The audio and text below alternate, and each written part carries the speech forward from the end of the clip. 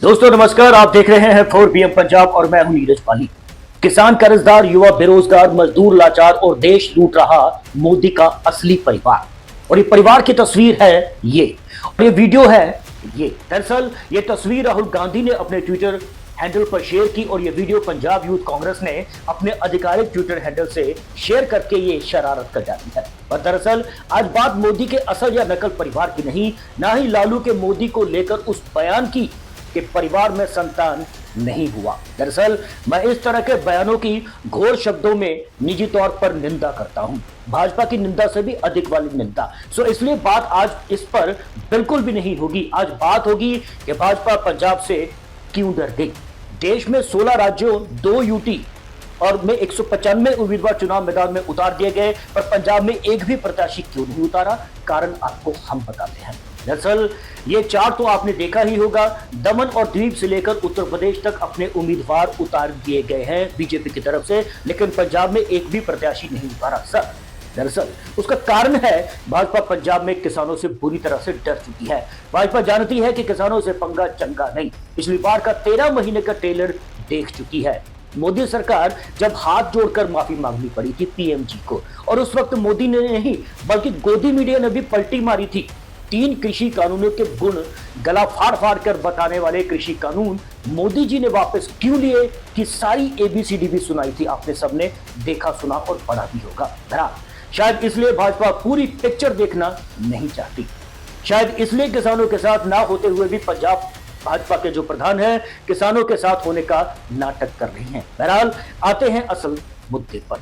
मुद्दा नंबर 1, चंडीगढ़ भाजपा अध्यक्ष को क्यों लगता है कि किसान किसी भी चीज के लायक नहीं। जी हां, आपने बिल्कुल ठीक सुना है, चंडीगढ़ भाजपा प्रधान ने यही कहा है कि किसान किसी भी चीज के लायक नहीं है। और अब मोदी जी चंडीगढ़ भाजपा प्रधान को दिल से कभी माफ नहीं करेंगे, लिख लीजिए मुझसे, क्योंकि मोदी जी के परिवार में किसान भी आते हैं। मुद्दा नंबर 2, भाजपा ने अपना कोई भी प्रत्याशी पंजाब में क्यों नहीं उतारा, किस मुहूर्त का इंतजार है।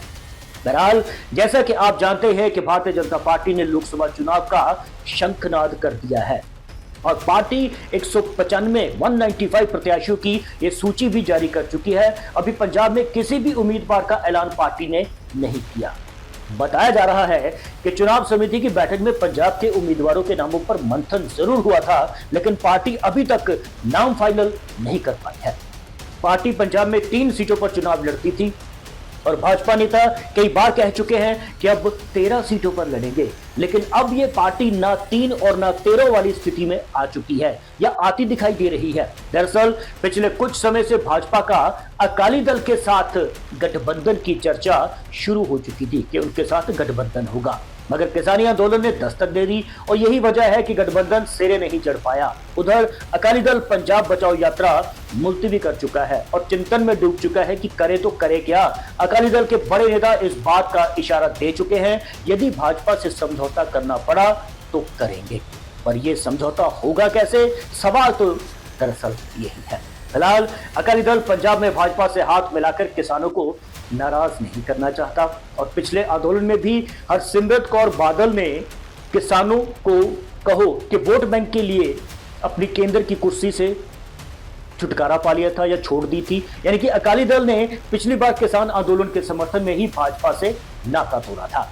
अब अगर आंदोलन के समय अकाली दल पार्टी दोबारा भाजपा से गठबंधन या गठजोड़ कर लेती है तो पार्टी को अपनी किरकिरी का डर भी खास तौर पर सता रहा है, क्योंकि आगे इलेक्शन है। जबकि कांग्रेस से भाजपा में आने वाले पूर्व सीएम कैप्टन अमरिंदर सिंह ने भी अकाली दल के साथ भाजपा की गठबंधन की वकालत की थी।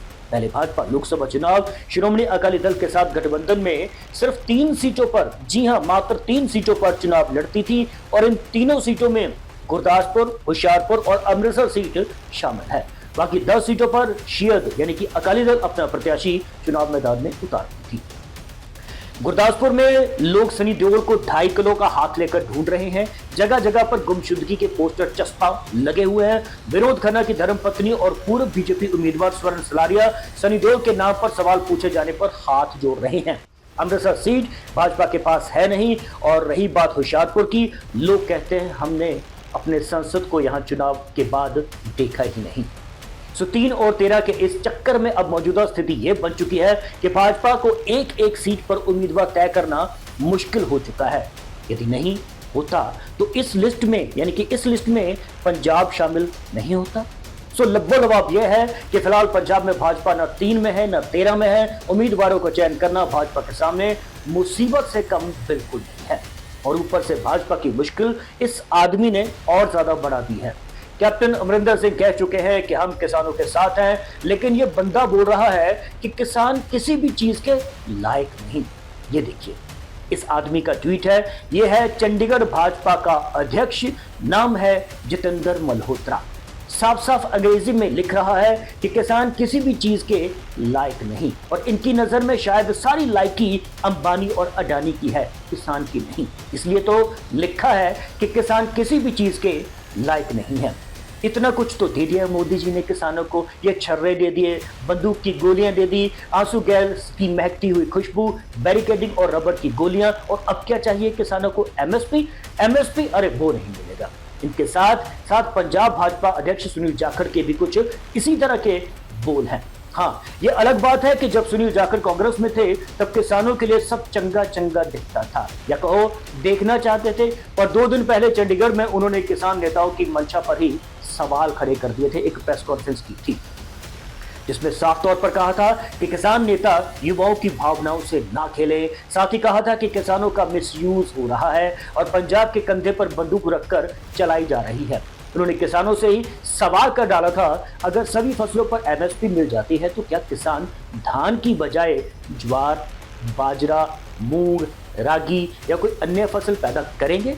Question mark. दरअसल जाखड़ और भगवंत मान की केमिस्ट्री थोड़ी मिलती जुलती नजर आ रही है। जाखड़ भी किसानों के साथ है और भगवंत मान भी। ना तो जाखड़ ने कहा कि किसान शुभकरण की मौत पर पर्चा दर्ज करो, ना फौरन भगवंत मान के हुक्म दिया उन्होंने कि हरियाणा पुलिस पर पर्चा दर्ज हो, जैसा कि कांग्रेस और किसान डिमांड कर रहे थे।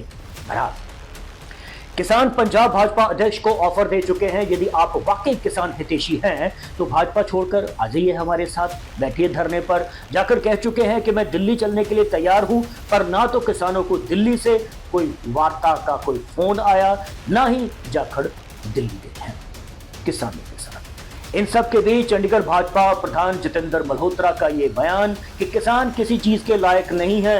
भाजपा की पंजाब में न 3 न 13 सीटों पर उम्मीदवारों की सूची उन्होंने नहीं आने दी, माना तो यही जा रहा है।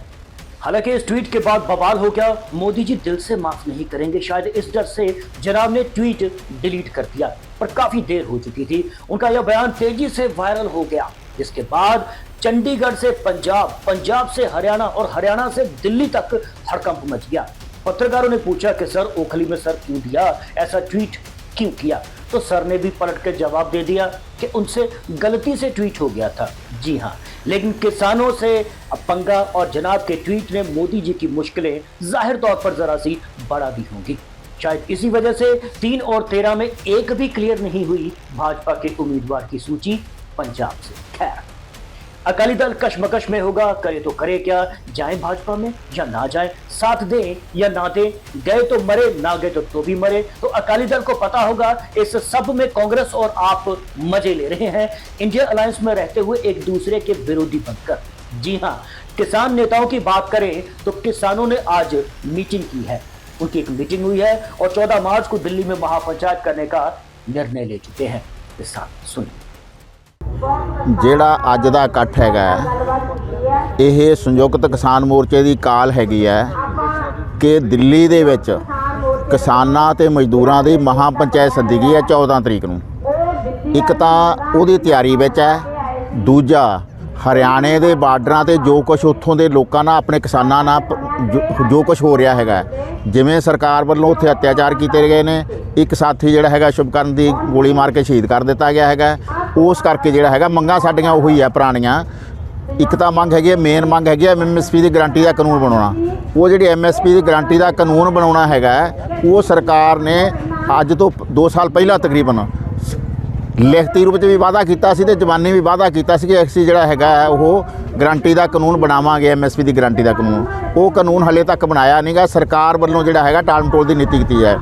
ਆਈ ਜਿਹੜਾ ਹੈਗਾ ਬਿਜਲੀ ਸੋਧ ਬਿੱਲ 2020 ਜਿਹੜਾ ਹੈਗਾ ਉਹਨਾਂ ਨੇ ਉਸ ਸਮੇਂ ਵਾਪਸ ਲੈਣ ਦਾ ਵਾਅਦਾ ਕੀਤਾ ਸੀਗਾ, ਉਹ ਵੀ ਜਿਹੜਾ ਹੈਗਾ ਹਾਲੇ ਤੱਕ ਉਹ ਵਾਪਸ ਨਹੀਂ ਲਿਆ ਗਿਆ।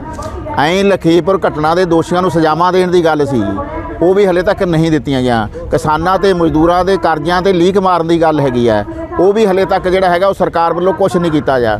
ਇਸ ਕਰਕੇ ਜਿਹੜਾ ਹੈਗਾ ਸੰਯੁਕਤ ਕਿਸਾਨ ਮੋਰਚੇ ਦੀ ਕਾਲ ਹੈਗੀ ਹੈ ਕਿ ਦਿੱਲੀ ਜਿਹੜਾ ਹੈਗਾ ਹਰ ਹਾਲਤ ਵਿੱਚ ਜਾਇਆ ਜਾਊਗਾ, चाहे तरीका कोई भी अपनाना पवे, हर हालत जाना हैगा तो वो जी महापंचायत नूं सफल करना हैगा। बहरहाल इस किसान आंदोलन के बीच पंजाब में भाजपा को एक दल का साथ मिल चुका है। पंजाब किसान दल ने अपनी पार्टी का भाजपा में विलय करने का ऐलान कर डाला हो चुका है। पार्टी का कहना है कि मोदी सरकार की किसान हितैषी नीतियों से बहुत ज्यादा प्रभावित होकर विलय करने का फैसला किया है। अब भला ये कौन सा किसान है जिसे मोदी सरकार की किसान हितैषी नीतियों का आभास हुआ और ये आभास सड़कों पर बैठे इन किसानों को नहीं हो रहा? खैर, अधिकारियों ने अंबाला चंडीगढ़ राष्ट्रीय राजमार्ग को फिर से खोल दिया है। जी हां, आप बिल्कुल ठीक सुन रहे हैं। जो दिल्ली की ओर मार्च कर रहे पंजाब के प्रदर्शनकारी किसानों के प्रवेश को रोकने के लिए 3 हफ्ते से बंद था। हालांकि अंबाला के पास शंभू में हरियाणा पंजाब सीमा पर मोर्चाबंदी अभी भी किसानों की तरफ से जारी है। सो इस रिपोर्ट के साथ मुझे यानी कि नीरज बाली को दें इजाजत। आपकी फीडबैक का इंतजार मुझे जरूर रहेगा। बताइएगा कि आपको ये रिपोर्ट कैसी लगी, हमें इंतजार रहेगा। धन्यवाद।